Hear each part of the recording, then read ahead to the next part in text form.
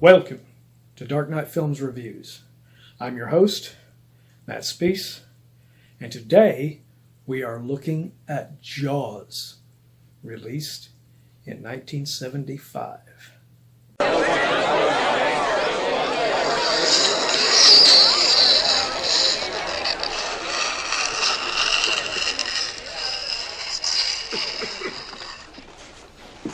Y'all know me.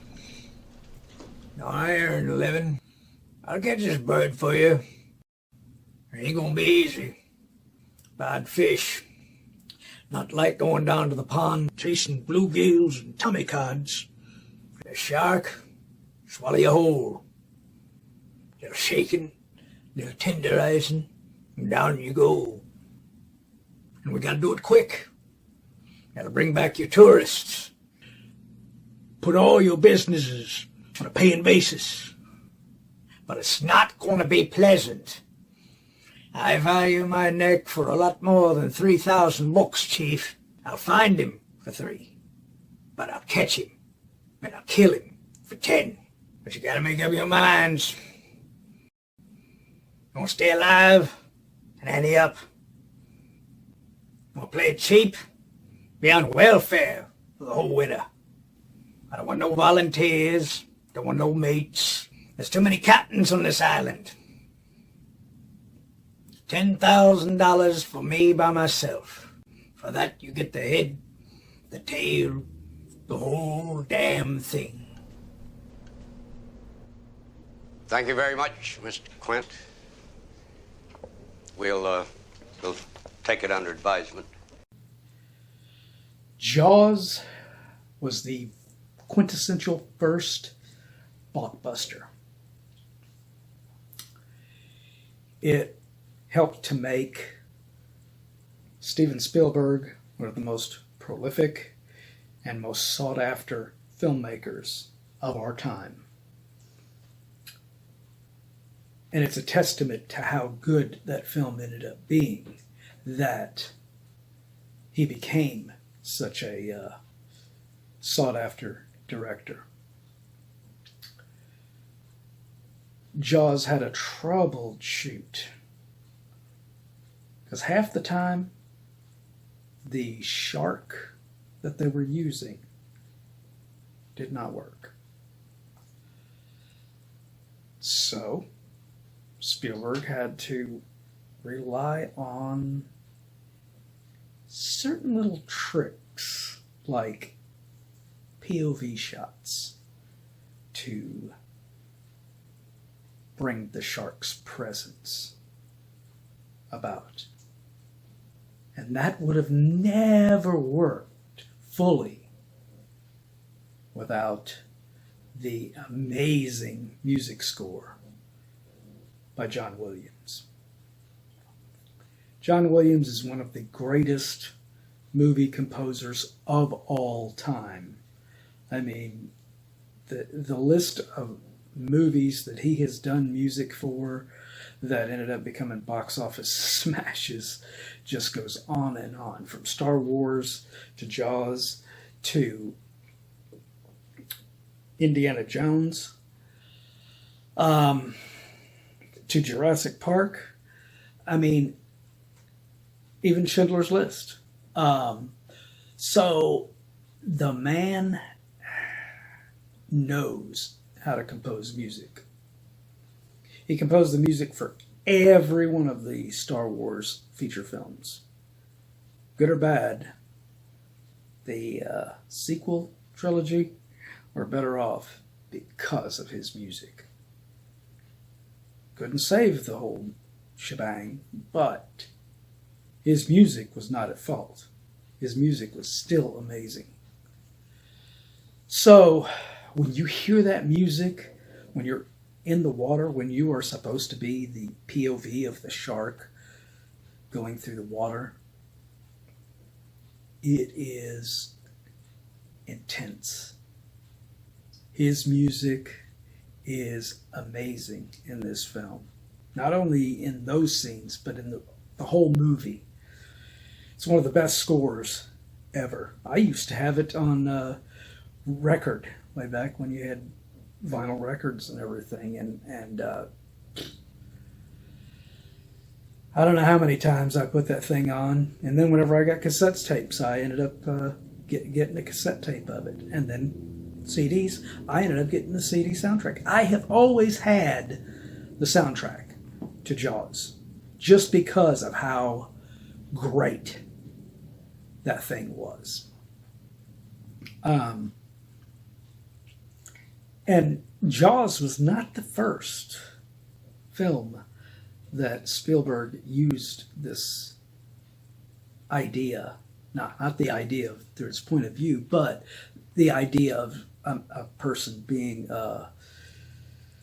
tormented and stalked by an unstoppable thing. He did it first in the movie Duel.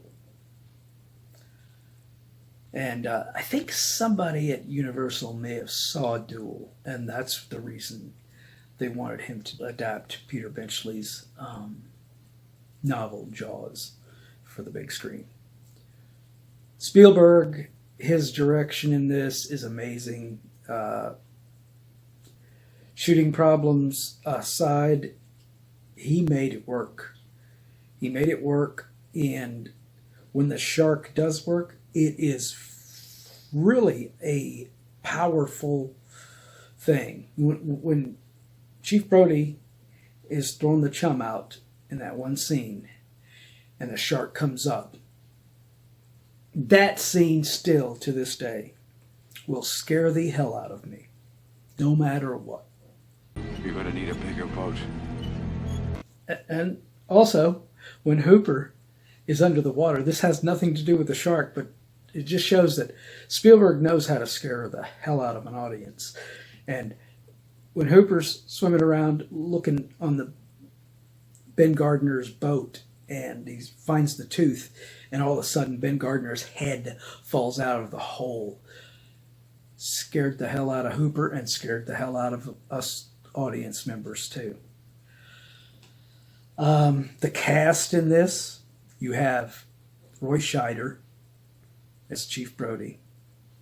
He is great in this role.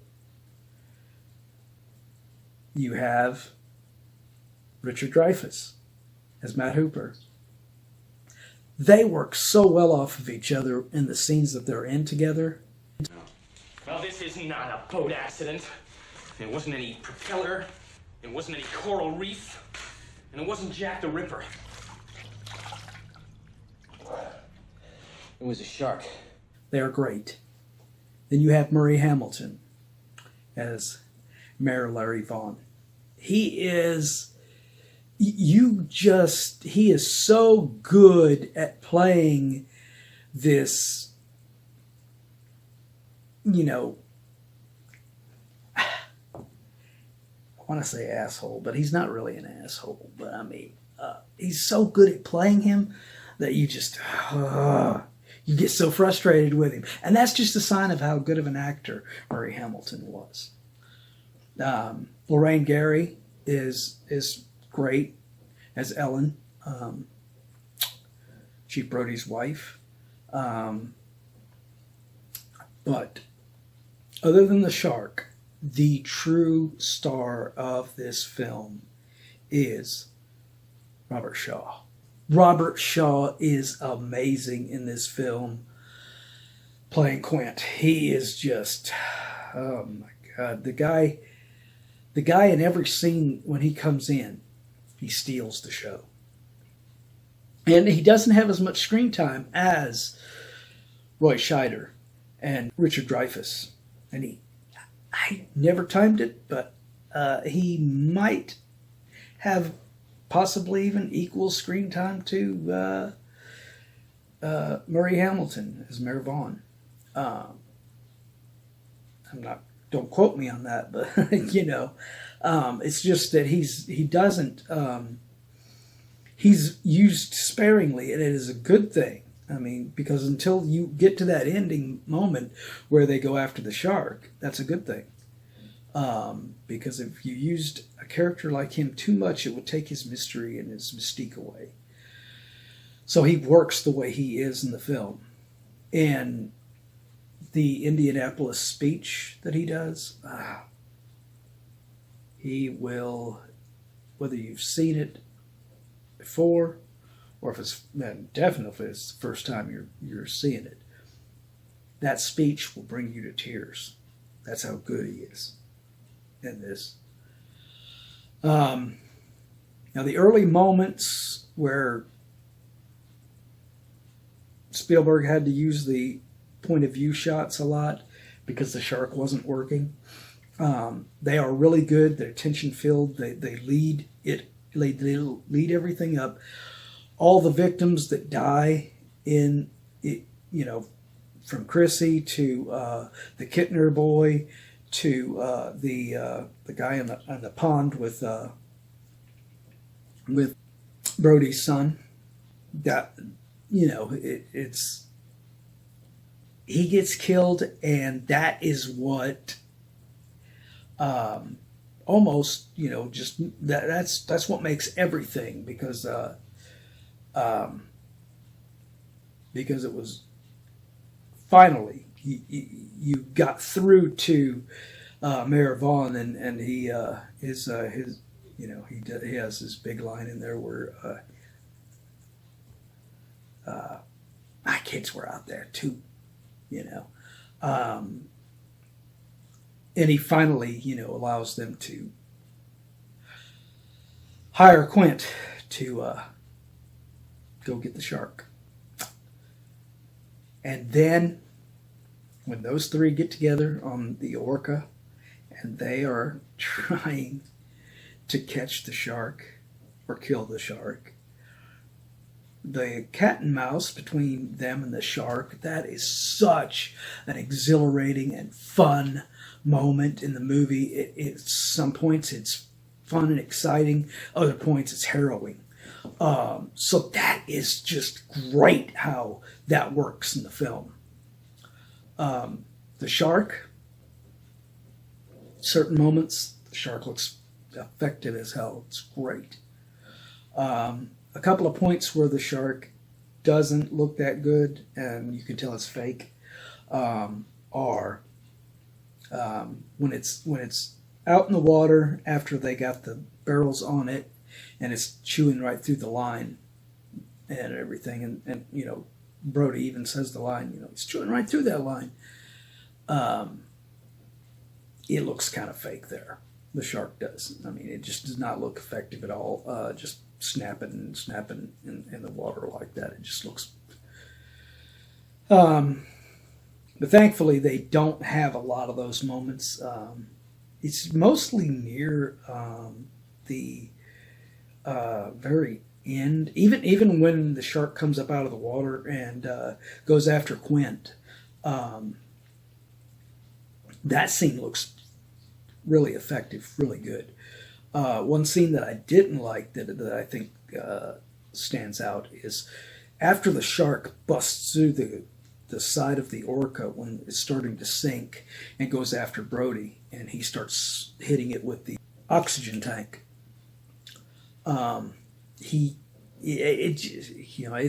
Its mouth is flapping there, and it really looks kind of rough there. That scene would have looked a lot better had they just showed it busted through, because it looks hugely effective when it busts through that glass. That was great. Should have maybe just showed over the shark's side of its face profile or something in the water as he's bashing it with the oxygen tank before he throws it into its mouth. And then, of course, when it is attacking him when the boat starts to sink, and he stabbing it with a pole with the spike on the end of it. I mean, that looks a little wonky there too. And then whenever the shark is coming at him before he shoots it, they keep showing it chomping on the tank and everything, and it's just, that looks a little. But overall, it's good enough. It's not as bad as any of the sequels effects, like Part 3 and Part 4. I mean, Part 3 and Part 4 really had bad effects in them. But overall, this movie was an amazing film. The performances of every actor in it was great. I can't say I can't give anybody anything in this really bad, except for, a couple of the shark effects, were look a little dated by now. I mean, back then, when it was first made, I mean, it scared the hell out of people, and it's for a reason why nobody wanted to go in the water anymore after that. But yeah, I would give Jaws a 9.5 out of 10. It is a great film. It is a great film. It's not just, because a lot of folks don't want to even consider Jaws a horror film and everything, and it's more just a suspense film and everything like that, but or drama, I consider the shark eating people and killing people. That's got a little bit of horror in it. Hell, you see a foot float to the bottom of the water. That's pretty much a horror scene. But if you agree with my review, or if you don't, please leave your comments down below. And if you like this video, please don't forget to like, share, and subscribe. Because it really does help my channel out a lot. So, in closing, Jaws. If you've not seen it, what are you waiting for? Watch it wherever you can. Whether it's streaming, whether it's Blu-ray, DVD, anything. Any way you can get this, baby, to watch it. Watch it. And I will see you next time on the next review.